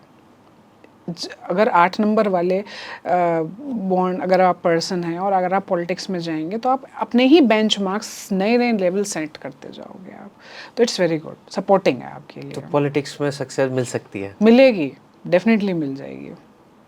और देखिए एक चीज़ मैं आपको और बता दूँ, जब एस्ट्रोलॉजी की आप बात कर रही हो पर्सनलाइज आपके लिए, तो पॉलिटिक्स ये होता है आपका राइजिंग फील्ड होता है। जितना आप राइज करोगे, ग्लो शाइन करोगे, तो जो हमारा फोरहेड है, अब वो जो ना एस्ट्रोलॉजी में बहुत सारे पार्ट आते हैं। माथा जो हमारा हो गया, तो माथे की जो विड्थ होती है, तो आप इससे ये पता लगा सकते हो कि आपका सन कितना स्ट्रांग है। तो मेरे माथे को देख के आपका देखिए फोरहेड कितना अच्छा है। किसी लोगों को देखो ना बहुत छोटा सा पतला सा फोरहेड होता है, आपका अच्छा खासा है, तो मान के चलिए 3-4 इंच के आसपास है फोरहेड, तो ये आपके लिए बहुत अच्छा है, सपोर्टिंग है ये आपके लिए। तो आपका जिसका सन अच्छा होता है वो पॉलिटिक्स में अच्छा राइज करता है। तो पॉलिटिक्स में एक बार ट्राई करना चाहिए और अच्छी चीज़ है, आप कर लोगे। अभी इसमें एस्ट्रोलॉजी भी आ गई, न्यूमरोलॉजी भी आ गई, वास्तु भी आ गया, एंड और इन्हेंस करने के लिए मैं एक बारी आपका घर पे विजिट करूँगी और देखते हैं फिर आपको कौन कौन सी सपोर्टिव, जो भी डेविएट हो रही होगी डायरेक्शन, जो सपोर्ट नहीं कर रही होगी उसको हम एक्टिव करेंगे। और पांचों एलिमेंट्स हमें बैलेंस करने हैं, मेन यही है काम। अब वो वास्तु के अकॉर्डिंग भी करने हैं, जो आपका लीडिंग रूलिंग प्लैनेट होगा उसको हम उसके साथ हर डायरेक्शन का हर प्लैनेट रिजेंबल करता है, तो उसके साथ हम उसको रिलेट करते जाएंगे। तो मैंने पर्सनली इसलिए भी पूछा कि आप अगर कोई वीडियो देख रहे हैं तो आप मैम से पूछ सकते हैं, जान सकते हैं। और मुझे ऐसा लगता है कि ये चाहे एस्ट्रोलॉजी हो चाहे वास्तु हो, हमारे जीवन में बहुत बड़ा एक रोल प्ले करते हैं। और ये मेरा एक इनपुट है कि इस दुनिया को कोई ना कोई शक्ति तो जरूर चला रही है। नेचर को चला रहा है, यूनिवर्स को कोई ना कोई चला रहा है। तो देखो भगवान तो है, ये तो हमें मानना पड़ेगा, चाहे उसको हम कोई नेचर की पावर बोलें या भगवान बोलें, चाहे कैसे भी बोलें, तो हमें मानना तो पड़ेगा कि हाँ वास्तु एस्ट्रोलॉजी ये सब कुछ ना कुछ है। और चूंकि मैम ने बताया कि ये साइंस है, एक साइंस है, आप रिलेट कर लोगे सारी चीज़ें। आप पूरा पॉडकास्ट सुनोगे तो आप सन को सोलर एनर्जी यूज़ करते ही करते हैं, आप विंड यूज़ कर रहे हैं, एयर फ्लो यूज़ कर रहे हैं, मौसम हमारा उसी पे डिपेंड करता है। और वास्तु में अच्छी चीज़ ये है कि आप हमेशा आपके साथ वो चीज़ एप्लीकेबल होगी। ऐसा नहीं होगा कि वो रियलिस्टिक नहीं है या कुछ भी हाइपोथेटिकल मैंने बात बता दी या कुछ भी कर लिया, वो रियलिस्टिक है, आपको खुद फील होगा। और बहुत रिजल्ट ओरिएंटेड है, आपको विद इन 30-40 डेडिकेटेडली आपने फॉलो किया 20 to 25 डेज, और थोड़ा सा स्लो पे ही चलेगा, 1-2 दिन लूप में हट गए, तो 40-45 डेज के अंदर आपको खुद ड्रास्टिक चेंजेस दिखने लगेंगे। तो मैम अब ये मेरा प्रश्न है कि कोई भी आदमी डेडिकेटली फॉलो करना चाहता है वास्तु को, तो वो कैसे फॉलो करे और क्या उसका रूटीन होना चाहिए 20 से 25 दिन का? 20 से 25, एक तो सबसे पहले तो हम विजिट करेंगे वहाँ पर उनके प्लेस पे जा करके जहाँ वो रहते हैं। और अगर देखिए बहुत अभी एक पॉइंट और इसमें आ जाता है कि हमारा नेटिव प्लेस एक दूसरा है, ठीक है, वहाँ का वास्तु प्लस हम कहीं और दूसरी सिटी में रह रहे हैं उस जगह का, दोनों हमें रिलेट करने पड़ेंगे। तो इट्स बेटर कि हम वहाँ का वास्तु भी चेक कर लें और अपना जहाँ हम एट प्रेजेंट रह रहे हैं वहाँ का वास्तु चेक करें, दोनों हमें सपोर्ट करेंगे वहाँ पे। एंड तीसरा, हम ऑफिस में बैठते हैं, आप ऑफिस में किस डायरेक्शन में फेस करके बैठते हो, अपना चीज़ों को वो मतलब जो होता है ना, हम बंच बनाते चले जाते हैं, वो नहीं करना चाहिए। डेली का काम डेली निपटा दें, रोज का रोज करिए। और सनराइज से पहले उठने की कोशिश करिए। जो काम आप लेट नाइट करो अर्ली मॉर्निंग कर लो ना। बिल्कुल सही बात है, समय तो वही लगना है। स्टूडेंट्स के लिए मैं इसलिए थोड़ा सा रिलेटेबल हो जाती हूँ कि एक पॉइंट और एस्ट्रोलॉजी में आता है, मैंने किसी बुक में ही पढ़ा था वो, कि रात में अगर 11 बजे तक जी अगर आपने कोई सब्जेक्ट पढ़ा है, लेकिन पढ़ाई के लिए है ये, सिर्फ ये नहीं कि टैब में हम चैटिंग कर रहे थे, गेम कर रहे थे, उसके लिए नहीं चलेगा ये चीज़, पढ़ाई के लिए। अगर आप अपनी नींद 1-1.5 घंटे की रात की आप जाग रहे हो और पढ़ा आपने, और 10 बजे से लेकर के और ऑलमोस्ट 11:15 11:30 तक पढ़ा, तो ये मुझे आप फॉलो करके बताना कि जो जितने भी बच्चे स्टूडेंट्स ये पॉडकास्ट रील देखें। तो जैसे ये बुक मानिए मेरे पास है, और मैंने वो रात में साइंस पढ़ी मैंने जी। और साइंस पढ़ने के बाद में 11:15 हो गया, 11:30 हो गया, और वो बुक एज इट इज़ जो पार्ट आपने पढ़ा था, इधर नोटबुक जिसमें लिख रहे थे, आप नोट्स बना रहे थे, या बुक, वो बुक आप पिलो के नीचे रखिए और सो जाइए, याद हो जाएगी। प्रैक्टिकल है, टेस्टेड है। मुझे ये टिप पता चली थी when I was in 9th class जी। तो अब तब से फॉलो कर रहे और मैंने ये मतलब रिसर्च दिमाग चलता रहता था, तो ये चीज़ें कैसे, तो जो टॉपिक मुझे कभी नहीं याद होता था ना, तो वो मैंने उस दिन वो पढ़ा, एंड यू वोंट बिलीव, मैंने 3 दिन ये काम किया। मैंने 3 दिन सेम टॉपिक पढ़ा, और 3 दिन मैंने फिर उसको 11 o'clock तक मैं पढ़ी, और उस 11:30 तक अराउंड मैंने पढ़ा, और मैंने उसको पिलो के नीचे रखा। और फिर जब मैं, और वो टॉपिक मुझे आज तक याद है। मुझे सोशल साइंस मुझे याद नहीं होती थी, मैं नहीं पढ़ पाती, तो जो ना हिस्ट्री ज्योग्राफी बड़ी बेवफा, रात में पढ़ी दिन में सफ़ा, तो मेरी वो कंडीशन होती थी। तो मैं दिन में पढ़ूँ चाहे रात में पढ़ूँ, वो साफ़ ही हो जाती थी, वो पेज टर्न करा वो साफ़ हो गया, मैंने क्या पढ़ा था। तो मैं कभी भी आधी बुक से आगे नहीं बढ़ पाई। तो ज्योग्राफी मैंने उस टाइम जब पढ़ा, और वो टॉपिक मुझे आज तक याद है। तो प्रैक्टिकल है, मतलब स्टूडेंट्स को फॉलो करना चाहिए इन सारी चीज़ों को। हाँ, और फिर आप उसको देखिए प्रैक्टिकल, मतलब मैंने अपने साथ भी रिसर्च किया, कई स्टूडेंट्स के साथ में, अपने फ्रेंड्स के साथ में भी, और सबका यही आउटकम है। मतलब एक भी नेगेटिव फीडबैक मुझे इसमें नहीं मिला। अच्छा, एक मेरा क्वेश्चन हो रहा है, कोई लेडी है, हालांकि है तो मेडिकल की चीज़, लेकिन मैं वास्तु से अब कनेक्ट इसलिए कर रहा हूँ क्योंकि बात वास्तु की चल रही है। उसको यदि बच्चा नहीं होता या बच्चा होने में देरी हो रही तो उसमें वास्तु कैसे हेल्प कर सकता है और क्या वो फॉलो करे तो उसको हेल्प मिले? हाँ, इसके लिए देखिए मेडिकल फैसिलिटीज़, आपको प्रॉपर कनेक्शन, गाइडेंस चाहिए ही चाहिए। ऐसा नहीं कि मेडिकल साइंस की हमें रिक्वायरमेंट नहीं है इसमें। कुछ ना कुछ कंसीविंग का इशू उनके साथ में रहा होगा, लेकिन हाँ, इसमें हमारी डायरेक्शन भी हमारे लिए सपोर्टिंग होती है कि उनकी हमें डिटेल पूरी चाहिए होगी कि वो पहली बार, और डेफिनेटली अगर कुछ ना कुछ ऐसा प्रॉब्लम हो रहा है तो वो कहीं ना कहीं किसी अपने पूरे टेन्योर में पिछले 25-30 साल में वो किसी गलत डायरेक्शन में उन्होंने काफ़ी लंबा टाइम बिताया होगा। आइदर पैर सोते टाइम पैर उनके साउथ में होंगे, कुछ ना कुछ उनके साथ में वास्तु का पॉइंट हुआ होगा जो ये प्रॉब्लम उन्हें आज फेस करनी पड़ रही है।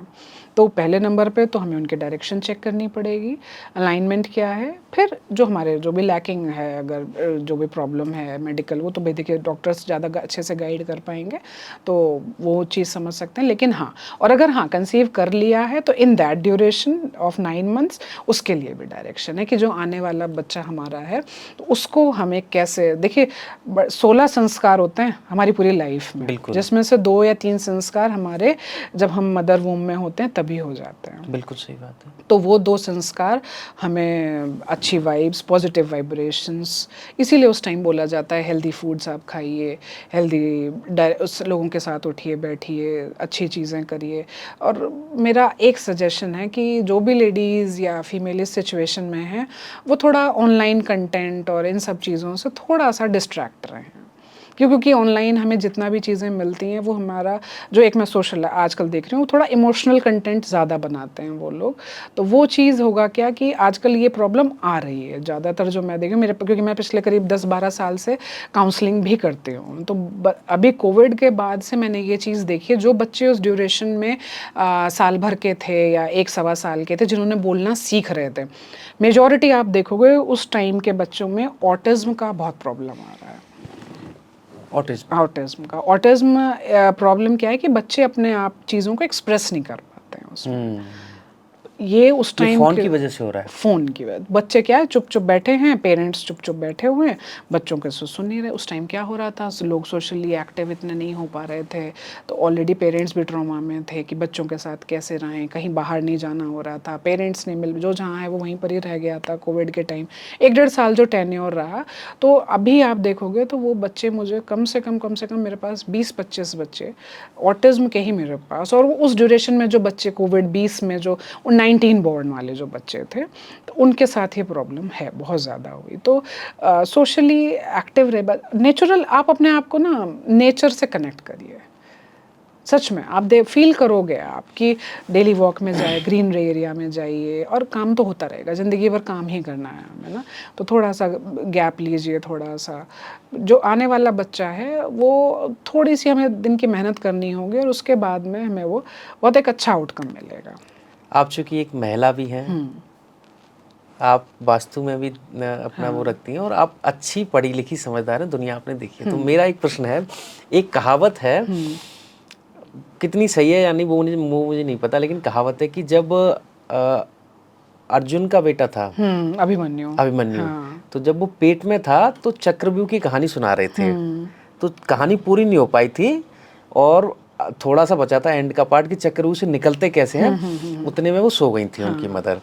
और जब वो वास्तव में जब उनके जीवन में अभिमन्यु के में ये हिस्सा आया तो वो चक्रव्यूह में चले गए, उनको सारी चीज़ें याद थी और वो लेकिन निकलने का नहीं पता था उनको। तो क्या ऐसा पॉसिबल है कि बेटा जब माँ के कोई भी बच्चा अगर माँ के पेट में होता है तो वो माँ जो कर रही होती है उसको सीख रहा होता है? हाँ बिल्कुल, ये तो मतलब नंबर ऑफ इस पर रिसर्च भी हो चुकी हैं, और अगर मैं अपनी पर्सनल बात करूं तो मैंने खुद ये चीज़ रियलाइज़ करी है कि जबकि मैं ये कहूं कि मेरी बेटी, मैं आर्किटेक्चर उस टाइम में जॉब करती थी, तो उस टाइम में फुल ड्यूरेशन, इवन जिस दिन वो हुई है 20 अगस्त में, तो उस दिन 7 o'clock में ऑफिस से आई थी और रात को 10 साढ़े 10 पे मेरे वो हो गई थी बॉर्न। तो आप बिलीव नहीं करेंगे, मैंने रिसर्च माइंड शुरू से हम भी यही सुनते आ रहे थे कि घर में, मैं वैसे भी थोड़ा सा मैं नेचुरली ज़्यादा एक्टिव रहती थी, तो रेगुलर वॉक पे जाना और ये सारी चीज़ें, एक्टिव रहना, ऑफिस भी जाती थी, तो डिसिप्लिन वाइज मैं मतलब अगर मैं नेगेटिव इसीलिए मैंने बोला ना कि ऑनलाइन विजिबिलिटी, ऑनलाइन कंटेंट से आप थोड़ा सा डिस्टेंस बना लीजिए थोड़े टाइम के लिए। मैंने उस ड्यूरेशन में, देखिए मैं बताऊँ, मैं वैसे भी मैं हेल्दी चीज़ों को ही सपोर्ट ज़्यादा करती हूँ, ऑर्गेनिक चीज़ों को, बेसिक जो हमारा फूड्स एंड क्रॉप्स और सारी चीज़ें हैं तो वो कंज्यूम कीजिए थोड़े दिन। जो आर्टिफिशियल चीज़ें हैं आजकल, एक तो मेयोनीज़ और ये सारी चीज़ों से मैं बहुत परेशान हूँ। पूरा हमारा मतलब जनरेशन फ्यूचर बर्बाद करने के लिए वो हर चीज़ में वो डाल दिया जाता है खाने में। तो घर का बना खाना खाइए, सादा हेल्दी लिविंग स्टाइल रखिए। और रही बात अभिमन्यु वाली, जैसे आपने बोला ना, तो हम चाहें तो, और सच में जो इस टाइम अगर ये सुन भी रहे हैं ना चीज़ें, और वो अगर इस जोन में आने वाले हैं या आ रहे हैं, आप देखिएगा कितना चेंज होता है अगर आप बहुत ही कल्चर्ड वे में रहेंगे, सिस्टमैटिक एलिमेंट से कनेक्टेड रहेंगे। आपका बच्चा भी वैसा ही होगा, फन लविंग होगा। और आप इरिटेटिंग, क्योंकि मेरे साथ में उस टाइम मेरे जो कुलीग थे, हम 2-3 लोग थे, तो एक मेरे साथ में मैम थी, बहुत जल्दी जल्दी पैनिक हो जाती थी वो। जी। तो वो उनके, मैंने कहा मैम क्यों इतना परेशान होते हो, ठीक है आराम से रहो, रिलैक्स रहो। तो हम लोग पूरा एंजॉय करते थे कि डेली हमारा रूटीन था, मॉर्निंग कोकोनट वाटर, फिर सैलड और ये सारी चीज़ें। और वो जल्दी जल्दी तो अब जब वो बच्चे हुए तो मेरी डॉटर बहुत ही कूल काम है, मस्त रहती है, वो भी एकदम चिल रहती है, कोई एकदम पैनिक नहीं होना। और सेम उनके ऑल्दो मुझे मैंने कहा, तो हम लोग की रिसर्च चलती रहती थी, तो ये हम लोग बोलते हैं कि मैम वो भी, जैसे वो एकदम शॉर्ट टेम्पर थी, ऐसे वो भी शॉर्ट टेम्पर, बिल्कुल उनकी डॉटर भी। तो ये फ़र्क है, आप खुद रियलाइज़ करोगे, आप जैसा अपने बच्चे को विजुअलाइज करते हो कि मेरा बच्चा ऐसा होना चाहिए, आप आज से तैयारी शुरू कर दो उसकी। और गारंटेड है, मतलब खुद मैंने अपने साथ तो करा ही करा, मेरे फैमिली मेम्बर्स जितने थे उनके साथ में करा, इसीलिए बोला भी जाता है आप उस टाइम हेल्दी बुक्स पढ़िए, हेल्दी एनवायरनमेंट में रहिए, और स्पिरिचुअल भी आप अवेकनिंग अच्छी कर सकते हैं, योग कीजिए, तो आई एम श्योर आपको कोई प्रॉब्लम होगा ही नहीं। हाँ, लेकिन फिर आप अगर एकदम रेट्रो लाइफ स्टाइल में रहने लगोगे, और मतलब आजकल तो आप देखिए भाई रेस्टोरेंट्स में भी वीकेंड्स पे जाना और ये सारी चीज़ें, तो सब ऑप्शन अवेलेबल है, ऑर्डर तो हमें ही करना है ना। बिल्कुल बिल्कुल। तो आप ऑर्डर वही चीज़ करिए। मैंने 6 साल 7 साल तक मैंने कोल्ड ड्रिंक टच भी नहीं करी थी। और मेरी डॉटर नहीं, अब हम लोग का कंडीशन, हम लोग रिस्ट्रिक्टेड हैं कि हम कभी भी खरीद के नहीं पिएंगे। कहीं गेस्ट ने ऑफर करी तो मना कर देते हैं भाई। आप हम लोग इवन अभी एक सोसाइटी गैदरिंग में हम लोग गए, ऐसा नहीं है, हम लोग भी जाते हैं सब जगह, मीटिंग्स में भी काम कर रहे हैं, सब लोगों से मिल रहे हैं, ऑफ़र होता है हम लोगों को भी कि आप भी ड्रिंक कीजिए या नॉन वेज खाइए या ये करिए। वो देखिए अपनी पर्सनल चॉइस है, मुझे नहीं लगता कि हमें नहीं खाना चाहिए या खाना चाहिए। आपको अच्छा लग रहा है, जो रुचे वो पचे। सही बात है। अब वो आपकी पर्सनल चॉइस है, आपको जो पसंद है आप वो करिए, फिर आप, और नहीं पसंद है तो नहीं। लेकिन हम अपने बच्चों को भी तभी मना कर सकते हैं कि अब हम रेस्टोरेंट जाएं या कहीं बाहर डिनर पे जाएं, मेरा छोटा बच्चा है, उसको मैं घर की खिचड़ी लेके जाऊं। यूजुअली मैंने देखा है पेरेंट्स ये करते हैं, बच्चों के लिए खिचड़ी ले जाते हैं और अपने लिए ऑर्डर करते हैं। तो बच्चा कैसे मान जाएगा? तो कैसे मानेगा? वो कहेगा बापू तुम तो खा रहे हो। आप आज उसके साथ गेम कर रहे हो तो कल वो आपके साथ भी तो करेगा। आप बोलते हैं नहीं ये चिली है, इसमें चिली है, ये नहीं लेना, तो वो भी आपको कहानी समझाएगा मम्मा इसमें चिली है, ये आपको नहीं लेना। तो वो भी बताएगा चीज़ें। ये तो नहीं करना चाहिए, ये नहीं करना चाहिए। आप जो ऑर्डर कर, आप अपनी, अगर आप कुछ जैसा आप बनाओगे बच्चे को, सीधी सी बात है। देखिए बताऊँ एक बड़ा अच्छा एग्जांपल, क्रीपर बेल जो होती है ना, एक वही पौधा होता है, हम चाहें तो उसको एक अच्छी सी बेल के फॉर्म में रख लें, चाहे हम उसको बड़े से ज़मीन में लगाएंगे, अच्छे से प्लांटिंग करेंगे, सब कुछ करेंगे, वो बेल बन जाएगी। नहीं हम उसकी प्लांटिंग करेंगे, उसे ऊपर से क्रॉप कट करते रहेंगे तो वो पौधा बन के रह जाएगा 1.5-2 फीट का। तो इट्स अपॉन अस, हम अपने बच्चों को कैसा देखना चाहते हैं। आप उनके साथ आज टाइम स्पेंड करेंगे, वो कल आपके साथ में टाइम स्पेंड करेंगे। Each and every relationship is a give and take. Correct. आज आप टाइम नहीं दे रहे हो, मेरे पास काउंसलिंग में यही सबसे बड़े पॉइंट्स आते हैं। आप सोचिए 4-4 साल का, 3-3 साल का बच्चा, मैं उसे क्या काउंसलिंग करूँगी? काउंसलिंग की ज़रूरत बच्चे को नहीं, पेरेंट्स को है, क्योंकि आप उनको टाइम नहीं दे रहे।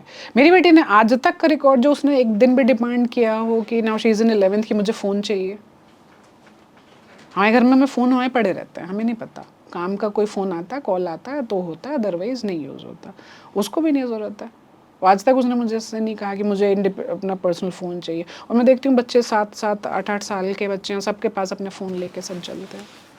तो इसमें कहीं ना सीख कहाँ से रहे कहीं हैं? माता पिता का रोल है। पेरेंट्स से तो सीख रहे हैं।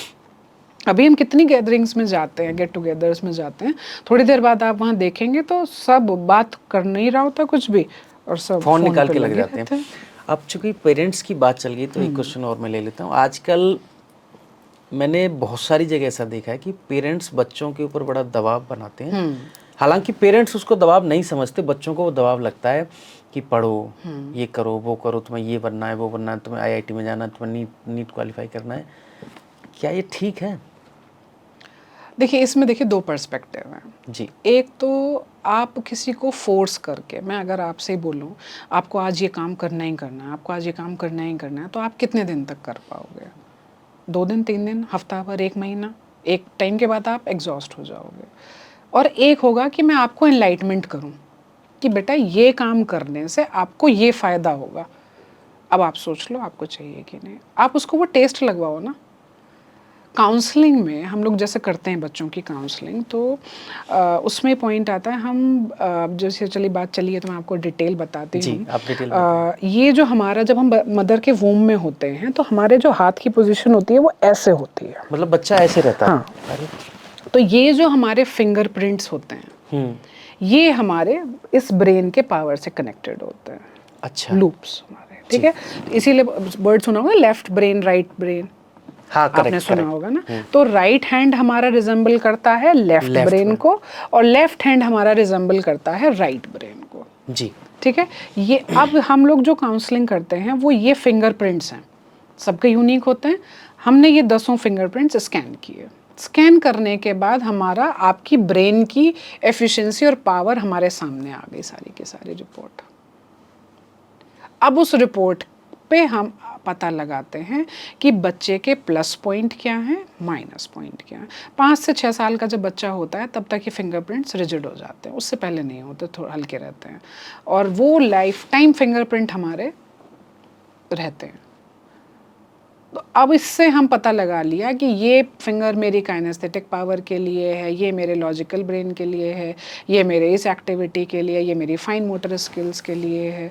तो अब जब हम, छोटा बच्चा जब होता है, जब 4-5 साल का स्कूल जाना स्टार्ट करता है, तब हम उसको देखते हैं कि अब ये जैसे होता नहीं था छोटे में, अगर आपने कहीं बच्चों को सुना हो घर में कि ये इसको लिखवा के याद करवाओ, लिख के जितना याद लिखेगा। कुछ बच्चे होते हैं लिखते नहीं है, इधर उधर खेल कूद कर रहे होते हैं, वो सुन के याद कर लेते हैं। कुछ बच्चे क्या है, उनको हमें दोनों तरीके सिखाने पड़ते हैं। सही बात है। तो ये हिट एंड ट्रायल में आप बचपन से सुन रहे होगे कि लिख लिख के, मम्मी पापा भी जब हम 9-10 में लिख लिख के याद करो, समझोगे, याद करोगे। ये मेथड हमारे अब इसमें काम आते हैं। मेरे साथ एक अच्छी चीज़ है, मुझे सुन के याद हो जाता सुन के है। याद होता है, मेरे साथ भी यही है। मैं अगर लिखूं, मुझे लिखने की ज़रूरत नहीं है, मैंने कहीं कुछ सुन लिया, मुझे याद हो गया, या एक बारी मैंने पढ़ लिया या वो हो गया, तो मेरा काम हो गया, मुझे लिखने की ज़रूरत नहीं है। लेकिन कहीं कहीं बच्चों, अब जिस बच्चे का अगर लॉजिकल ब्रेन एक्टिव है तो वो सुन के काम चला लेता है। जी। जिसको थोड़ी सी लैकिंग आ रही है, तो हम इन फील्ड्स पे बच्चों के काम करते हैं। टिल 11th और 12th हमें उन्हें ऑलराउंडर रखना। उसके बाद अगर हम स्मार्ट पेरेंटिंग सिखाते हैं, आप बच्चों को पहले से ही वो टेस्ट लगवा दो। जैसे आप वो दिन याद करिए, किसी पेरेंट्स अगर हम पूछें जिस दिन उन्होंने पहले दिन बच्चे को फ़ोन दिखाया था, तो टेस्ट लगा दिया उन्होंने? आपने टेस्ट लगाया। और सेम इसी तरीके से आप बच्चों को रीडिंग का, मैं जब थी उस टाइम मैं ऑफिस का जैसे ड्राइंग्स वगैरह बनाते रहती थी, तो मेरी बेटी जिस टाइम देखती थी तो वो भी घर मेरे साथ बैठ के लेआउट बनाती थी, और बहुत अच्छे अच्छे ड्राइंग प्लान बनाती थी वो। तो अब मतलब 2.5-3 साल का बच्चा, अब आप सोचो, क्योंकि मैं उस ड्यूरेशन पूरे 9 मंथ्स में ऑफिस में आर्किटेक्चर प्लानिंग, साइट पे जाना, ये सारे जब काम करना, वो इनहेरेंट आर्किटेक्ट है, उसकी वो स्किल्स वहीं से जनरेट वहीं हो से गई। जनरेट। अच्छा, इसमें आपने जैसे बताया था कि यहाँ पे होता है, इसमें और आगे कुछ बता रही थी आप? हाँ, तो ये स्किल्स आपके, जिस बच्चे का जो लैकिंग पॉइंट है, जी। हम उसको वो गाइड करते हैं, और जो जो उसका फील्ड अच्छा है वो अपने आप कैच कर लेगा। अगर मेरे लगता है कि से कोई बच्चा आया और उसका साइंस में थोड़ा सा पार्ट उसका लैकिंग है, मैथ्स में बहुत एक्टिव है, और पेरेंट्स कहते हैं कि नहीं, हमें बच्चे को साइंस ही दिलवानी है, मैथ्स हम बायो नहीं, बायो डॉक्टर ही बनाएंगे, हम उसे इंजीनियर नहीं बनाना। तब हमें पता चल गया उनका मोटो क्या है। अब हम कॉन्फ्लिक्ट उसको वहीं, अब जब बच्चा 5 साल और 6 साल का था, हमें तभी पता चल गया कि पेरेंट्स का ये मोटिवेशन, उनको ये गाइडेंस चाहिए, यहाँ लेके जाना है और हमें यहाँ पर बच्चे को यहाँ पहुँचाना है। अब बच्चे का जो ब्रेन है वो स्पोर्ट्स में या मैथ्स में ज़्यादा एक्टिव है, तो अब हम करेंगे क्या, अब हम उसे साइंस के लिए टेस्ट लगवाएंगे, हम उसे उसकी हैबिट में लेकर के आएंगे। ये स्मार्ट पेरेंटिंग होती है। स्मार्ट पेरेंटिंग आप जब करेंगे ना, तो आप देखोगे कि प्रॉब्लम क्या है कि हम सारी चीज़ें बच्चों से ही एक्सपेक्ट करते हैं, एज अ पेरेंट हम नहीं कर रहे हैं कुछ भी। ये तो थोड़ा लोड हमें लेना पड़ेगा उसके लिए, और जब आप उसके अकॉर्डिंग चलोगे, चीज़ें आपकी परफेक्ट ट्रैक पे जाएंगी।